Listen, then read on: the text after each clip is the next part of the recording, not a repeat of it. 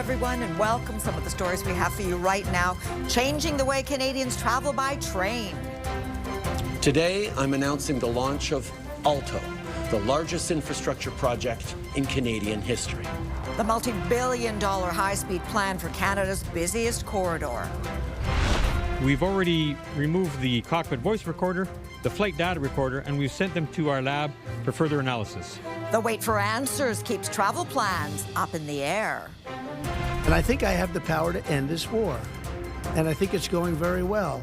But today I heard, oh, well, we weren't invited. Well, you've been there for 3 years. You should have ended it 3 years. You should have never started it. You could have made a deal.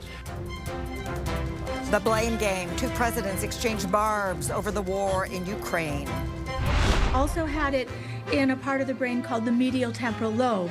Plus, a painful post-death diagnosis for Hall of Famer Bobby Hull.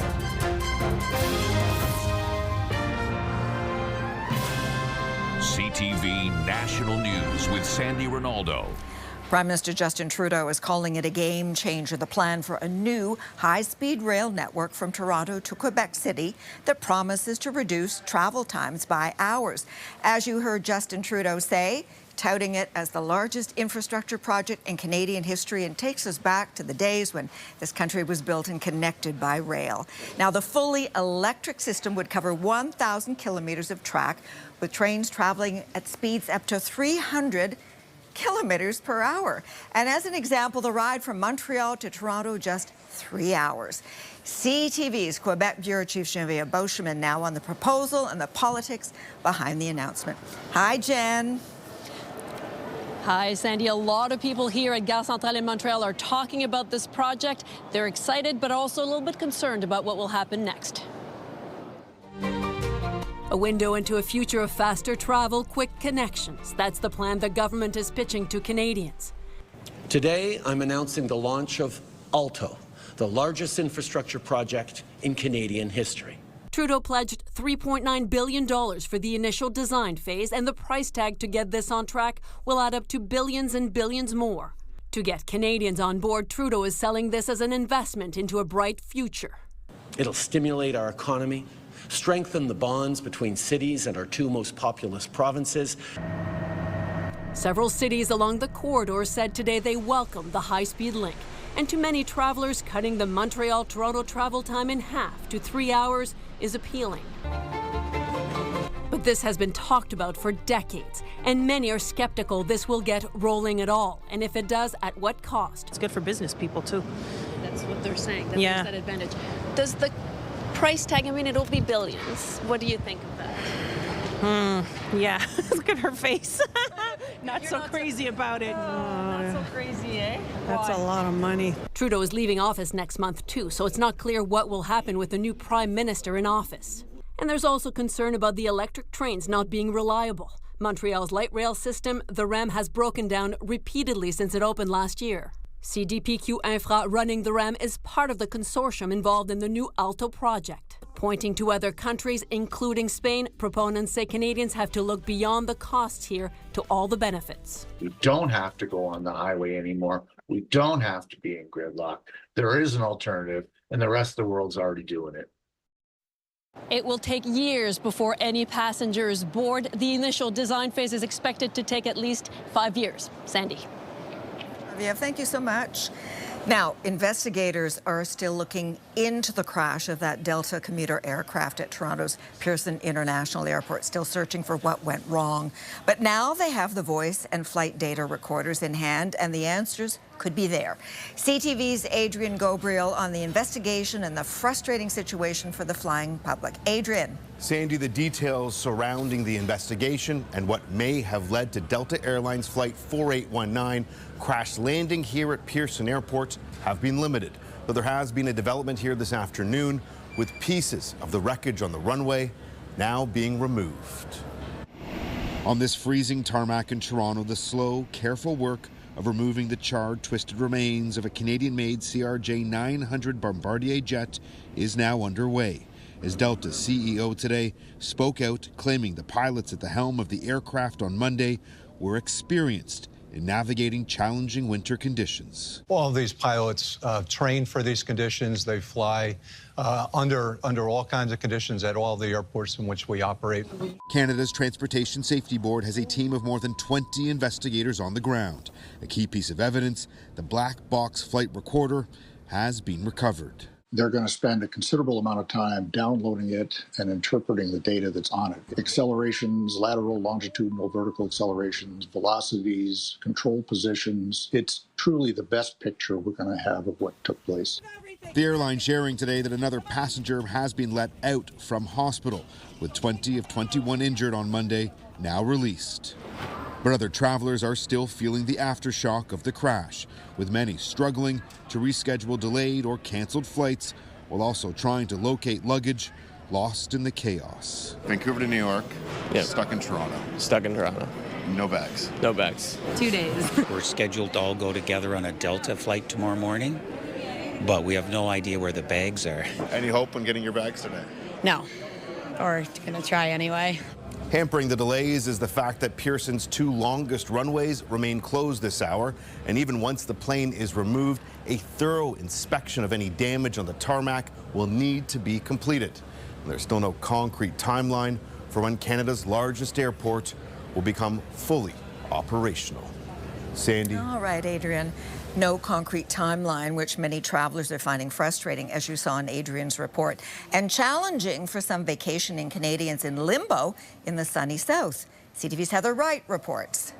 David Masson and his family have been trying to get home to Mississauga since Monday. So it's been a gong show. They've been stuck in the Dominican Republic after a series of winter storms, and Monday's plane crash upended air travel. That, he says, he understands. What's frustrating is the limited information they're receiving from Sunwing about where to go and when they might get home.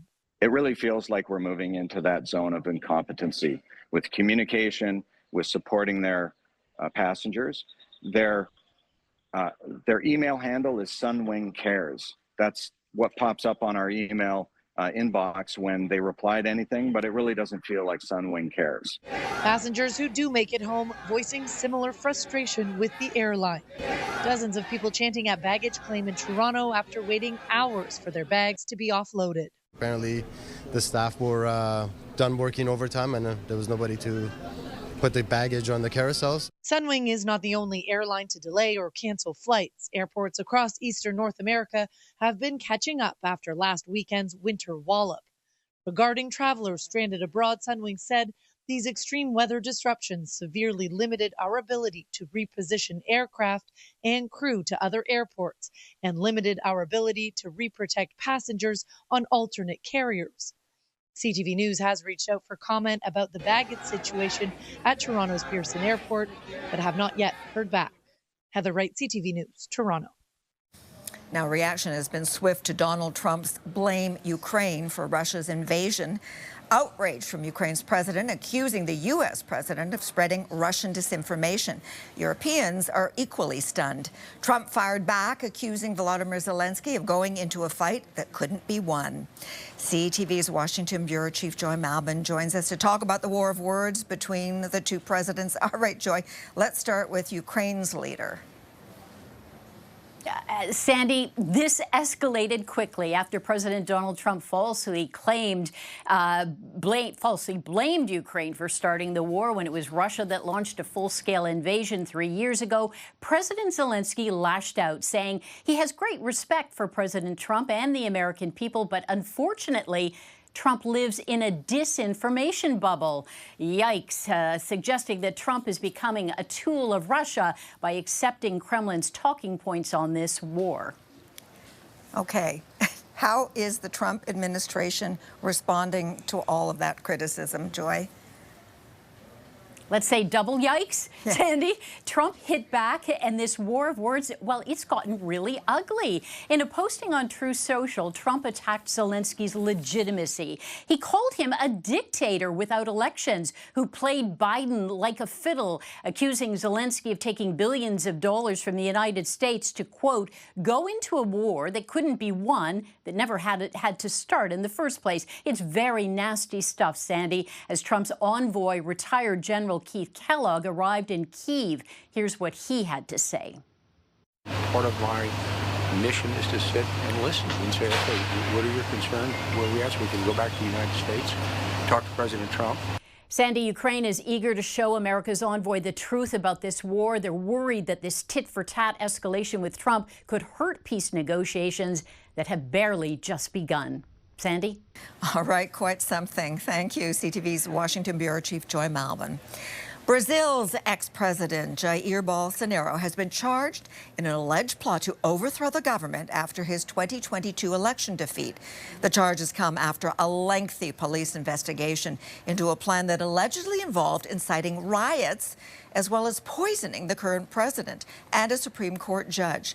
33 others, including former ministers, were also charged. If convicted, Bolsonaro could face up to 20 years in prison. Word today from the Vatican, the Pope's health is stable and showing a slight improvement. Pope Francis was said to have slept well overnight after being diagnosed with pneumonia in both lungs.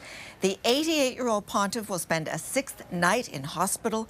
He was first admitted last Friday for a bout of bronchitis. Coming up after the break, a critical military moment in time. We need to transform our military to adapt. Canada takes aim at ramping up recruitment. Plus, the verdict handed down to a main player behind the Freedom Convoy.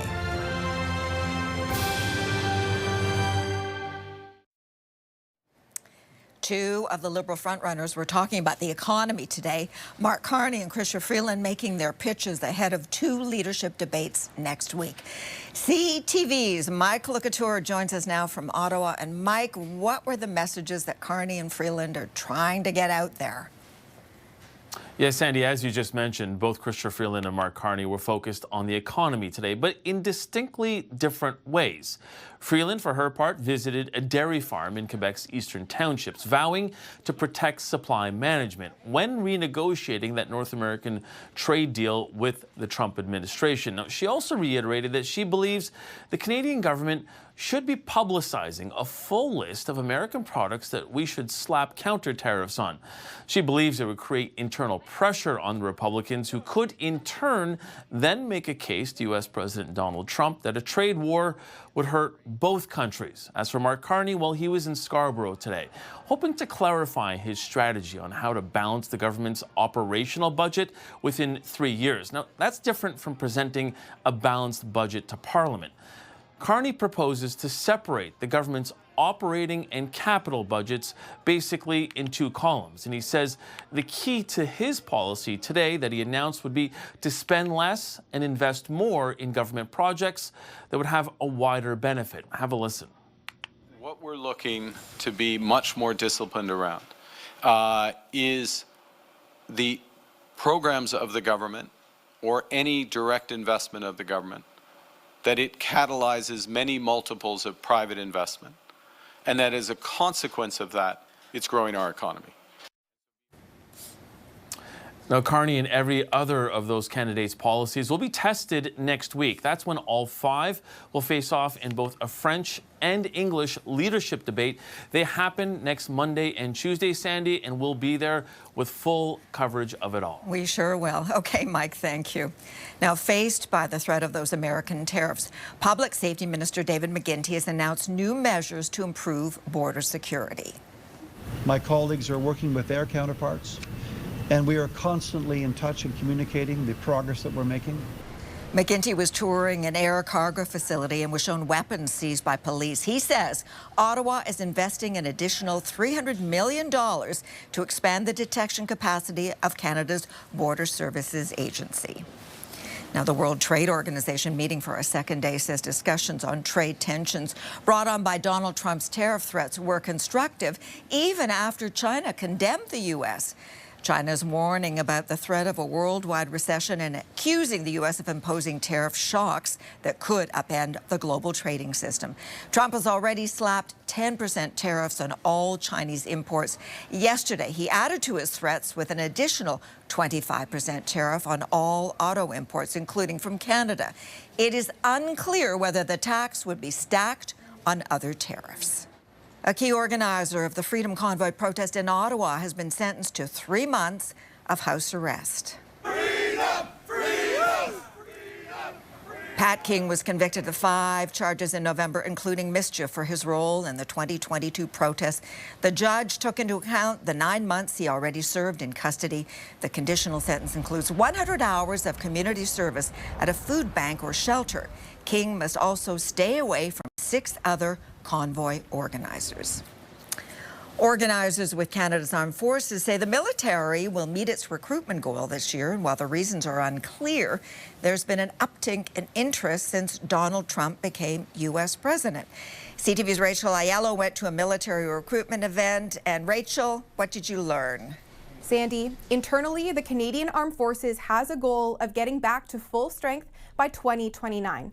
And while top military officials couldn't say today if Donald Trump's annexation threats could help bolster recruitment, they didn't rule it out. So pressure's on. In an increasingly volatile world, the Canadian military is aiming to recruit and retain thousands more members within a few years. We need to transform our military to adapt to what the threat of today and the future looks like. Amid a long-standing personnel shortage, today, senior military officials gave an update on efforts to attract and train enough troops to hit their target of more than 71,000 regular force members and 30,000 reservists. From allowing recruits to begin basic training faster and expanding the applicant pool to include permanent residents, to targeted online ads and a more digital-friendly application process.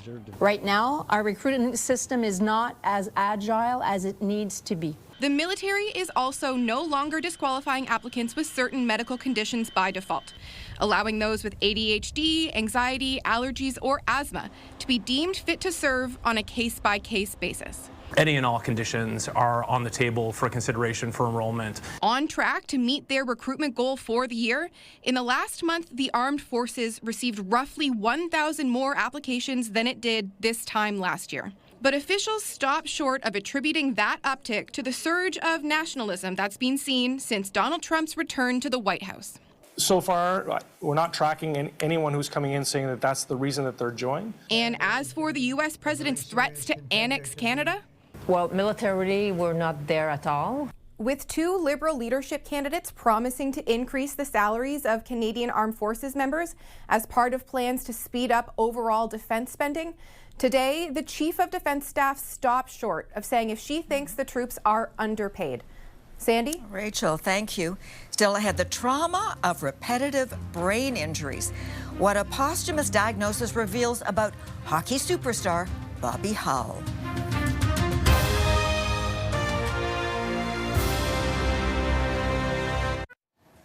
Canada's Public Health Agency has bought 500,000 doses of avian flu vaccines as a precautionary measure. Canada's Public Health Agency says it wants to protect those most at risk. There's been no evidence of sustained human-to-human spread, but bird flu has the potential to cause serious illness.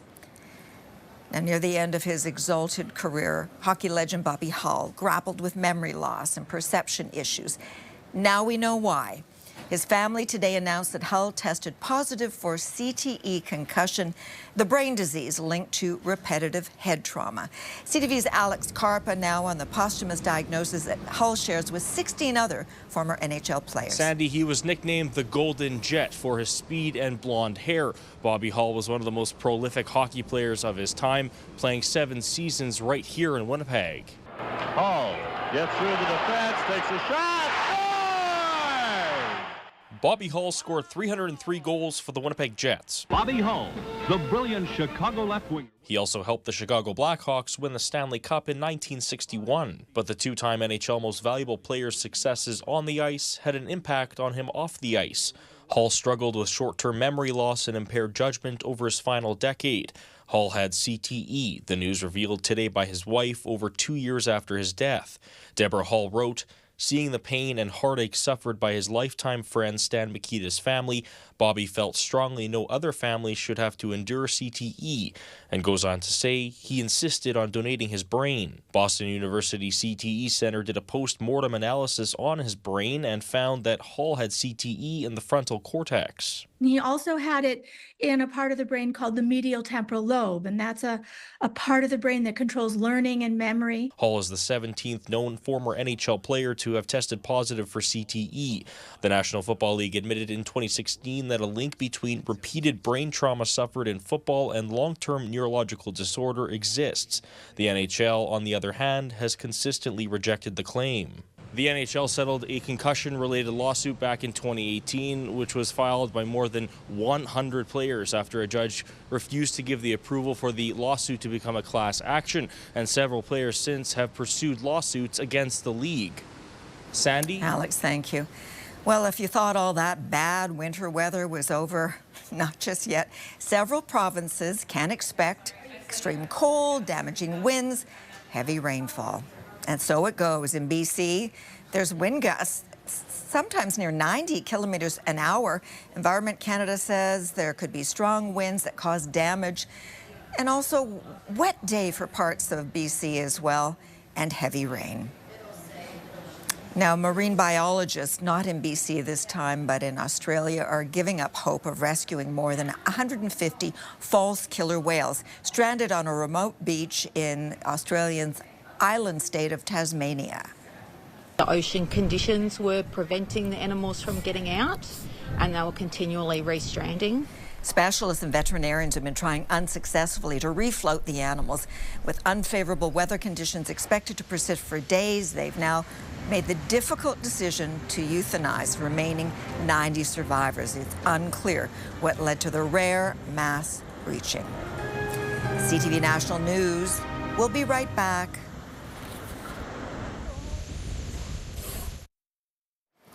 Two avalanche stories as we prepare to say goodbye. First, a massive snowslide in eastern BC has claimed the life of a backcountry skier.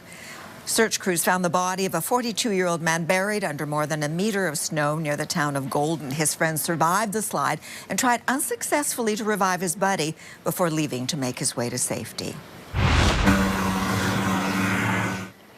And a much better outcome was dramatically captured on camera after an avalanche buried a snowmobiler in Colorado. The man had been trapped for more than an hour.